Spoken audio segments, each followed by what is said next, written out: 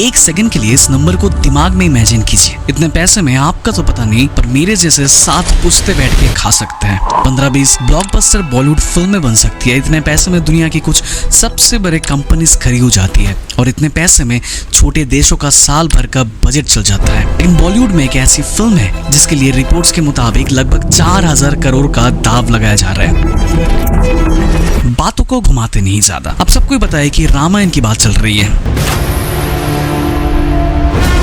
लेकिन सवाल सिर्फ इतना नहीं है कि इतना पैसा क्यों लग रहा है। असली सवाल ये है, अगर ये फिल्म फेल हो गई तो क्या होगा? कि ये सिर्फ एक फिल्म नहीं है, बल्कि इंडियन सिनेमा का सबसे बड़ा गैम्बल है और इस गैम्बल के पीछे की कहानी शायद आप सोच भी नहीं सकते। वीडियो शुरू होने से पहले मैं आपको याद दिला दूं कि अगर आप चैनल पे नए हो तो चैनल को सब्सक्राइब करना मत भूलना, कि मैं आपके लिए ऐसे वीडियोस हमेशा लाता रहूंगा।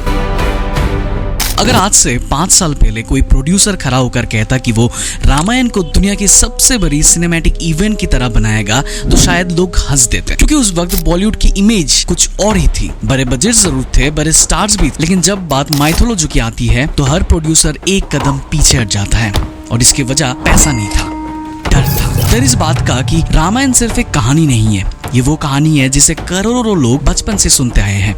हर जनरेशन ने इसे अपने तरीके से देखा है। किसी ने किताबों में, किसी ने रामानंद सागर के टेलीविजन पर और किसी ने मंदिरों के कथाओं में।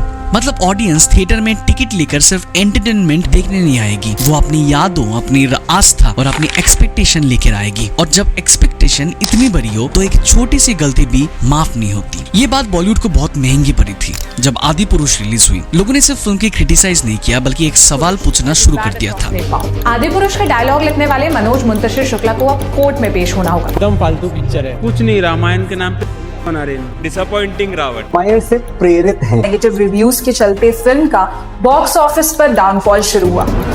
क्या बॉलीवुड वाकई रामायण जैसी कहानी को उस रिस्पेक्ट और क्वालिटी के साथ पर्दे पर ला भी सकता है? विजुअल्स पर सवाल उठे, डायलॉग्स पर सवाल उठे और सबसे बड़ा सवाल था इंटेंशन पर। एक ही वीकेंड में ऑडियंस ने क्लियर मैसेज दे दिया था कि माइथोलॉजी के साथ कॉम्प्रोमाइज एक्सेप्ट नहीं किया जाएगा। और शायद इस वजह से उस फिल्म के बाद किसी भी प्रोड्यूसर के लिए रामायण को अनाउंस करना सिर्फ एक बिजनेस डिसीजन नहीं था, वो अपनी रेपुटेशन, अपनी कंपनी और कई सालों की मेहनत को एक ही प्रोजेक्ट पर दाव लगाने जैसा था। लेकिन इसी बीच एक इंसान था जो बिल्कुल अलग सोच रहा था, नमित मल्होत्रा। अगर आप सिर्फ उन्हें रामायण के प्रोड्यूसर के रूप में जानते हैं तो कहानी का आधा हिस्सा ही जानते हैं, क्योंकि नमित मल्होत्रा वो उस कंपनी के फाउंडर है जिसे हॉलीवुड की कुछ सबसे बड़ी फिल्म के विजुअल्स इफेक्ट पर काम किया है। DNEG, एक ऐसा नाम जो एकेडमिक अवार्ड्स जीत चुका है और जिसकी टेक्नोलॉजी पर दुनिया भर के फिल्म मेकर्स भरोसा करते हैं। मतलब पहली बार एक इंडियन माइथोलॉजिकल फिल्म के पीछे सिर्फ बॉलीवुड का विजन नहीं, हॉलीवुड लेवल का टेक्निकल इंफ्रास्ट्रक्चर भी खड़े हैं। लेकिन टेक्नोलॉजी होना और 4000 करोड़ दाव पर लगा देना दोनों अलग बात है। रिपोर्ट्स के मुताबिक जब रामायण का विजन इंडस्ट्री के सामने रखा गया तब कई लोगों ने इसे इम्पॉसिबल माना। खुद नमित मल्होत्रा ने इंटरव्यू में बताया था कि लोग उससे पूछ रहे थे कि इतना बड़ा प्रोजेक्ट कैसे फाइनेंस होगा। कुछ लोगों को लगता था कि ये ओवर एम्बिशियस है, कुछ को लगता था कि इंडियन ऑडियंस इतने स्केल की फिल्म के लिए रेडी भी नहीं है। लेकिन उनका जवाब हमेशा एक ही था, अगर इंडियन स्टोरी को ग्लोबल लेवल पर ले जाना है तो किसी न किसी को तो पहले रिस्क लेना ही पड़ेगा। और शायद यही बात इस प्रोजेक्ट को बाकी सब फिल्मों से अलग बना देती है। सोचिए, अगर सिर्फ एक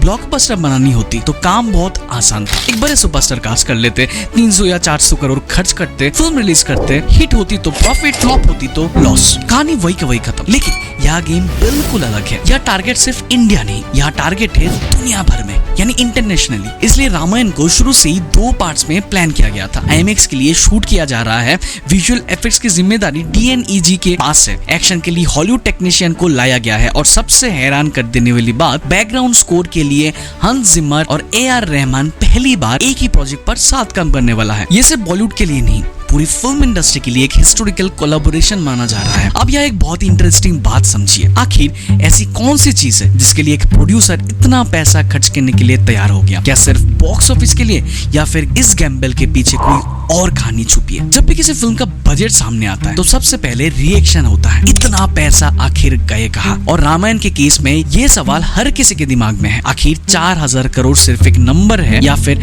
इसके पीछे वाकई इतनी बड़ी प्लानिंग छुपी है? सच ये है कि लोग अक्सर बजट को सिर्फ एक्टर्स की फीस और बड़े बड़े सेट्स को जोड़कर देखते आए हैं, लेकिन रामायण जैसे प्रोजेक्ट की सबसे महंगी चीज ना ही रणवीर कपूर है, ना यश है और ना ही एक सेट है, सबसे सबसे महंगी चीज है क्वालिटी को कॉम्प्रोमाइज ना करने का डिसीजन। सोचिए, अगर आपको सिर्फ एक सिटी का सेट बनाना हो तो शायद कुछ महीनों में काम हो जाए, लेकिन रामायण में अयोध्या अलग दिखेगी, लंका अलग दिखेगी, वनवास का जंगल अलग फील देगा और हर लोकेशन सिर्फ सुंदर नहीं बिलीवेबल भी लगनी चाहिए। ऑडियंस को ऐसा फील होना चाहिए कि वो किसी फिल्म का सेट नहीं बल्कि उस दुनिया के अंदर खड़ी है और उस रियलिज्म को अचीव करने के लिए सालों की प्लानिंग लगती है। लेकिन खर्चा सिर्फ सेट से भी आगे शुरू होता है, विजुअल इफेक्ट्स। आज के टाइम में ऑडियंस को इंप्रेस करना पहले से कहीं ज्यादा मुश्किल हो चुका है, क्योंकि वही ऑडियंस एवेंजर्स भी देख चुकी है, अवतार भी देख चुकी है और ड्यून भी देखी है। अगर रामायण ग्लोबल ऑडियंस तक पहुंचना चाहती है तो उसके विजुअल्स को भी ग्लोबल स्टैंडर्ड्स पर खरे उतरना होगा। इसलिए इस प्रोजेक्ट के विजुअल इफेक्ट्स पर दुनिया के टॉप टेक्नीशियंस काम कर रहे हैं। रिपोर्ट्स के मुताबिक DNEG, जो हॉलीवुड की अवार्ड विनिंग फिल्म का VFX पार्टनर रह चुकी है, इस प्रोजेक्ट का एक मेजर पिलर है। मैंने आगे भी बताया था, यानी टारगेट सिर्फ अच्छा VFX बनाना नहीं है, टारगेट ये है कि ऑडियंस एक भी फ्रेम देखकर ये ना कहे ये फेक लग रही है। और अगर एक फ्रेम को प्रोजेक्ट बनाने में हजारों आर्टिस्ट घंटों तक काम करते हैं तो सोचिए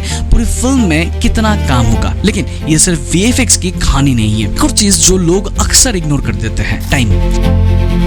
फिल्म इंडस्ट्री में एक बात कही जाती है, जितना लंबा प्रोजेक्ट चलेगा उतना महंगा होता चला जाएगा, और रामायण कोई ऐसी फिल्म नहीं है जो एक साल में शूट होकर रिलीज हो जाए। इस प्रोजेक्ट पर planning, pre production, costume design, concept art, action choreography, world building और पोस्ट प्रोडक्शन पर सालों से काम चल रहा है। जब एक प्रोजेक्ट इतना लंबा चल जाता है तो हर डिपार्टमेंट का कॉस्ट नेचुरली मल्टीप्लाई हो जाता है, और इसीलिए कई एक्सपर्ट्स कहते हैं कि रामायण को सिर्फ फिल्म कहना शायद गलत होगा। ये एक लॉन्ग टर्म सिनेमेटिक प्रोजेक्ट है और शायद इस वजह से इसे 2 पार्ट में प्लान किया गया है। और रामायण जैसे प्रोजेक्ट का विजन शुरू ही सिर्फ इंडिया तक सीमित नहीं रखा गया। मेकर्स ओपनली ग्लोबल ऑडियंस के सामने ले जाने की बात कर चुका है, लेकिन यहाँ सबसे बड़ा रिस्क भी छुपा है। जितना बड़ा इन्वेस्टमेंट उतनी बड़ी एक्सपेक्टेशन। अगर ऑडियंस को फिल्म पसंद आती है तो ये प्रोजेक्ट इंडियन सिनेमा के लिए एक नया बेंचमार्क बन तो जरूर सकता है, लेकिन अगर ऑडियंस कनेक्ट ही नहीं कर पाई तो इतने बड़े स्केल के लॉस सिर्फ एक प्रोड्यूसर का नहीं होगा, पूरा इंडस्ट्री एक मैसेज लेगा कि शायद इंडियन माइथोलॉजी पर इतना बड़ा रिस्क लेना सेफ नहीं है। एक बड़ी फ्लॉप कई सालों तक नए एक्सपेरिमेंट्स रोक देती है।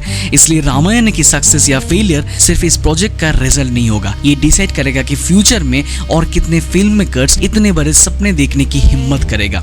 लेकिन कहानी का सबसे इमोशनल और पावरफुल हिस्सा अभी तक बाकी है, क्योंकि सवाल सिर्फ इतना नहीं है कि रामायण कितनी बड़ी फिल्म बनेगी। सवाल ये है, क्या रामायण वाकई ही 4000 करोड़ रिकवर करने के लिए बन रही है, या फिर इस प्रोजेक्ट का असली मकसद कुछ और ही है।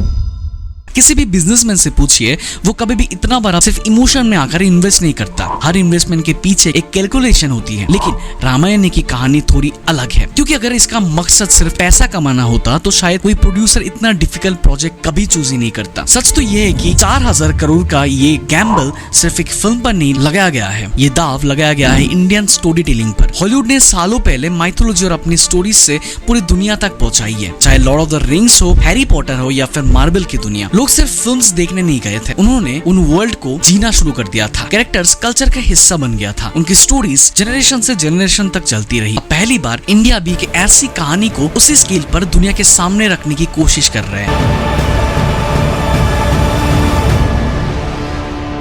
लेकिन जितना बड़ा सपना होता है उतनी बड़ी उसकी जिम्मेदारी भी होती है। आज सोशल मीडिया के जमाने में ऑडियंस सिर्फ टिकट्स खरीद कर घर नहीं चली जाती। हर फ्रेम जूम होता है, हर डायलॉग डिस्कस होता है, हर सीन कंपेयर होता है। अगर एक भी चीज ऑडियंस को फेक लगी तो क्रिटिसिज्म सिर्फ इंडिया तक सीमित नहीं रहेगी, पूरी दुनिया उसे देखेगी। और शायद इसी वजह से इस प्रोजेक्ट पर प्रेशर सिर्फ एक्टर्स पर नहीं है, प्रेशर राइटर्स पर है, प्रेशर VFX आर्टिस्ट पर है, प्रेशर म्यूजिक कंपोजर्स पर है, प्रेशर डायरेक्टर पर है, और सबसे ज्यादा प्रेशर उन इंसान पर है जिसने इतना बड़ा दाव लगाने की फैसला किया है। और इसलिए ये सिर्फ एक बॉक्स ऑफिस बैटल नहीं है, ये कॉन्फिडेंस की बैटल है, ये विजन की बैटल है, और सबसे बड़ी बात, ये इंडियन सिनेमा की रेपुटेशन की बैटल है। अब एक सवाल आपसे है, अगर आपके पास कोई 4000 करोड़ देके बोलता कि इतना बड़ा रिस्क लेने के लिए, तो क्या आप लेते? वो भी एक ऐसी कहानी पर जिसे हर इंसान पहले से जानता है, जिसे हर जनरेशन अपने तरीके से मानता है, और जहाँ गलती की गुंजाइश लगभग 0 होगा? शायद नहीं। और इसीलिए इस प्रोजेक्ट को मैंने गैम्बल कहा है। और अब ये गैम्बल जीतेगा या हारेगा, इसका फैसला ना क्रिटिक्स करेंगे ना सोशल मीडिया करेगा, इसका असली फैसला करेगा ऑडियंस। जिस दिन थिएटर की लाइट्स बंद होंगी और पहला सीन स्क्रीन पर आएगा, उसी दिन पता चलेगा कि 4000 करोड़ सिर्फ एक बजट था या फिर इंडियन सिनेमा की हिस्ट्री लिखने की कीमत थी। मैं रुद्र आपसे इजाजत मांगता हूँ, मिलते हैं अगले वीडियो पे। तब तक अपना बहुत ज्यादा ख्याल रखिएगा।